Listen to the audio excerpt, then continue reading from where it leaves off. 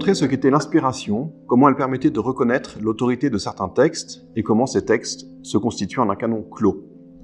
Il n'y a pas d'autre témoignage possible des apôtres venant compléter ce canon et ce que nous savons sur Jésus dans sa mission terrestre. C'est un point de repère définitif.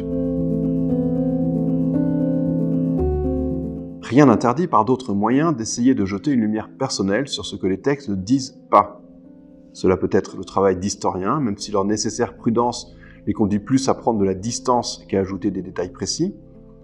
Cela peut aussi être le travail d'œuvres de fiction qui tentent de redonner chair à différents personnages pour partager leur parcours et leurs interrogations de façon plus vivante, tout en reconnaissant que ce ne sont que des hypothèses.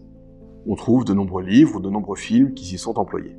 Il peut paraître plus rassurant de se tourner vers des textes se présentant comme des témoignages spirituels authentiques, résultant de visions ou de dialogues avec Jésus lui-même. On connaît par exemple le petit journal de Sœur Faustine, désormais canonisé, qui a conduit Jean-Paul II à instituer la fête de la Divine Miséricorde. Cette lecture peut édifier. Il convient toutefois de demeurer prudent sur les textes qui se présentent plus directement comme des compléments aux Écritures. Le catéchisme de l'Église catholique rappelle que les révélations privées, je cite, « n'appartiennent pas au dépôt de la foi, c'est-à-dire la parole de Dieu confiée à l'Église. Leur rôle n'est pas d'améliorer ou de compléter la révélation définitive du Christ, mais d'aider à en vivre plus pleinement à une certaine époque de l'histoire. » Fin de citation. Le risque, c'est de se méprendre sur la valeur des Écritures en général et des Évangiles en particulier. Leur valeur ne repose pas sur la quantité d'informations délivrées, mais sur le sens du témoignage apporté quant à la personne de Jésus. La fin de l'Évangile de Jean le dit clairement. Jésus a fait sous les yeux de ses disciples encore beaucoup d'autres signes qui ne sont pas écrits dans ce livre. Ceux-là ont été mis par écrit pour que vous croyiez que Jésus est le Christ, le Fils du Dieu, et pour qu'en croyant, vous ayez la vie en son nom. Il n'est donc pas nécessaire de chercher à compléter les trous ou de chercher de nouvelles autorités. Cette prudence est d'autant plus nécessaire face à ce que les révélations privées peuvent avoir de séduisant. La fascination pour une dimension paranormale plus ou moins appuyée, qui semble authentifier la valeur de la révélation, une expression de Jésus beaucoup plus développée que dans les Écritures, ou encore le caractère direct de la transmission, sans la médiation plus complexe de la tradition. Tout cela semble permettre d'accéder plus facilement à Jésus et en même temps de toucher de supposés mystères autrefois cachés. Ces éléments ne sont pourtant pas nécessaires. Dans certains cas, ils sont même dangereux s'ils font oublier les Écritures, la tradition et le magistère de l'Église, qui sont de nécessaires médiations et permettent une foi vérifiée et incarnée. Certains écrits rencontrent ainsi parmi les croyants des succès très problématiques en étant reçus sans réserve comme de pures révélations. Il est bien établi aujourd'hui, par exemple, que les visions d'Anne-Catherine Emmerich, publiées après sa mort par Clemens Brentano, doivent beaucoup à ce dernier, au point qu'il est difficile de démêler ce qui relève de l'une, qui a par ailleurs été béatifiée pour la sainteté de son existence, et ce qui révèle de l'autre, avec sa vision et ses sources propres.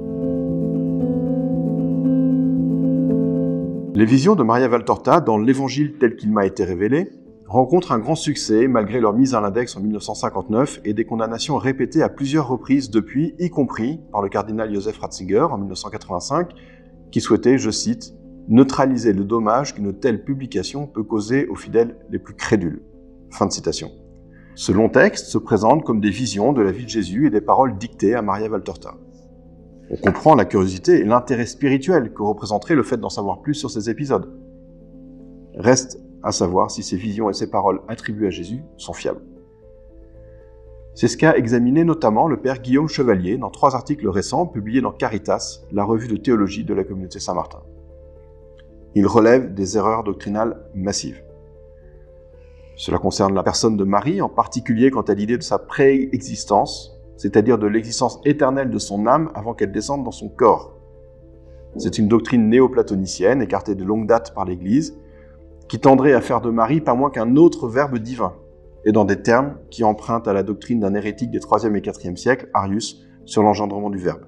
On trouve comme en miroir l'idée d'une véritable incarnation de Satan en Judas. Cela relève d'un dualisme manichéen tout à fait excessif, qui s'affranchit d'ailleurs des situations les plus claires du chapitre 13 de l'Évangile de Jean sur Judas et Satan. Enfin, la présentation de l'incarnation du Verbe et de la personne de Jésus relève d'un dualisme trop marqué, au point de retrouver des éléments de ce qu'on appelle le docétisme gnostique, qui affirmait que l'humanité de Jésus n'était qu'une apparence. Le langage prêté à Jésus lui-même pour se présenter est confus et erroné. Jésus pourrait-il donc se tromper? Il en va de même pour la Trinité, présentée dans un vocabulaire psychologisant qui échoue à exprimer l'unité réelle des trois personnes. Le texte va même jusqu'à distinguer entre le Verbe qui serait plein de charité et le Père qui serait vengeur. Il est donc impossible de recevoir comme doctrinalement correct ce texte qui est pourtant reconnu par ses admirateurs comme parfait, écrit d'un seul trait, sans la moindre rature. Il s'écarte de façon très claire du magistère de l'Église. Concernant l'inspiration, l'autorité dont se réclame le texte est au moins équivalente à celle des évangiles. Jésus, d'après Maria Valtorta, affirme ainsi à propos de ce livre: « Il n'y a rien à ajouter ou à enlever, comme il n'y a rien eu à ajouter ou à enlever à la prière du Notre Père, ni à ma prière après la dernière scène.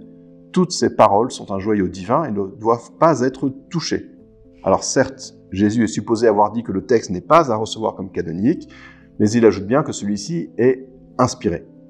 Ce qui permet ensuite de proposer des corrections au contenu des évangiles canoniques, imparfaits évidemment, avec au passage des critiques frontales contre les évangélistes et par exemple leur indestructible mentalité de juifs. Jésus parlerait-il vraiment ainsi? Au bout du compte, le texte réclame de façon menaçante d'être accepté en bloc comme une authentique révélation dictée à un simple instrument passif. Et nous avons vu ce qu'il fallait penser de cette conception de l'inspiration. Une révélation qui questionne l'autorité de l'Église, formule des doctrines erronées et se place en surplomb des textes canoniques.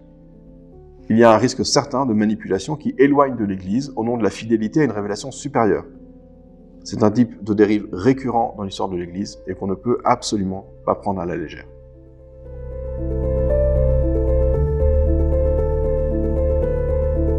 Rappelons donc, pour conclure, avec le catéchisme de l'Église catholique, je cite que la foi chrétienne ne peut pas accepter des révélations qui prétendent dépasser ou corriger la révélation dont le Christ est l'achèvement. Fin de citation. Même si certains textes, comme ceux que nous avons évoqués, présentent le mirage d'un raccourci facile, c'est le plus sûr moyen de s'égarer, d'autant que leur longueur demande un investissement exclusif. Il ne faut donc pas avoir peur d'ouvrir les Écritures, de constater leurs possibles difficultés et même à certains égards leur pauvreté, mais ce sont bien elles, dans une lecture individuelle ou encore collective, en particulier dans la liturgie, qui portent seules une éternelle nouveauté.